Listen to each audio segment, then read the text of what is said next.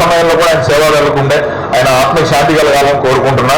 ఆయన పాపం ఎంత ఎంత మంచి వ్యక్తి అంటే ఖమ్మానికి పోటీ చేయాల్సిన వ్యక్తి పాపం టికెట్ వస్తుందని చెప్పి, సరే నాకు ప్రత్యేకంగా నిలబడ్డా కూడా, నేను నిలబడాలనుకున్నా కూడా నేను విత్ రెస్పెక్ట్ చెప్తున్నా.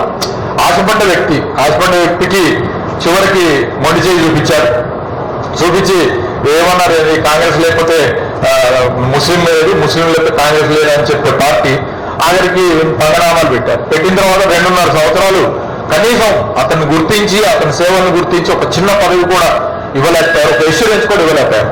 అతను చనిపోయిన రోజున నాకు ఎంత బాధేసిందంటే ఆయన చూసైతే నాకు అనిపించింది, అరే కనీసం ఇంత నిబద్ధతతో నా పార్టీకి పనిచేసిండు. నేను అనేక సార్లు మాట్లాడినప్పుడు కూడా తనకి ఎంత బాధ కలిగి ఉంటుంది.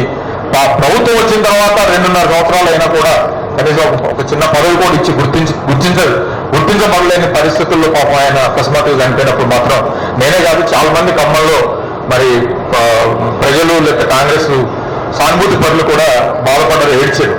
అందుకని ఇవాళ మొత్తం వీళ్ళు ఉన్నదంతా కూడా అసలు కాంగ్రెస్ ని తినేసారు. ఇక్కడే కాదు, ఖమ్మమని కాదు, రాష్ట్రంలోనే అది అసలు కాంగ్రెస్ కాదు, అది వేరే కాంగ్రెస్ అయిపోయింది.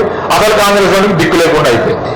అసలు కాంగ్రెస్ ఉత్తమ్ కుమార్ రెడ్డి, బట్టి విక్రమార్క, లేకపోతే దామోదర్ రాజనరసింహ, శ్రీధర్ బాబు, ఆయనతో అందరిని నేను తొక్కుకుంటూ వచ్చినా ఎవరిని తొక్కుంటూ వచ్చినా, నీ పాత కాంగ్రెస్ తొక్కుకుంటా పైకి వచ్చి నువ్వు సీఎం అయినావు నువ్వు, అంతే కదా.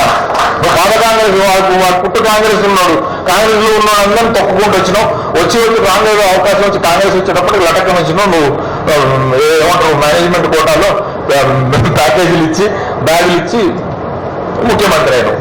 సో తొక్కుకుంటా అక్కడ తొక్కుతున్నారు, ఇక్కడ కూడా అదే తొక్కుతున్నారు. ఇక్కడ కూడా ఖమ్మంలో కూడా అదే జరుగుతుంది. కాబట్టి కాంగ్రెస్ వాదుల్లో కూడా నిర్వేదం ఉంది, నిరాశ ఉంది. వాళ్ళ పార్టీలో వాళ్ళకి సరైన గుర్తింపు లేదని, అవకాశాలు ఇవ్వట్లేదని కూడా ఉంది. మరి ఇక్కడ నుంచి పోయిన 30 మంది మరి వాళ్ళకి టికెట్లు వస్తాయా, వాళ్ళ కథ ఏంటి కావాలి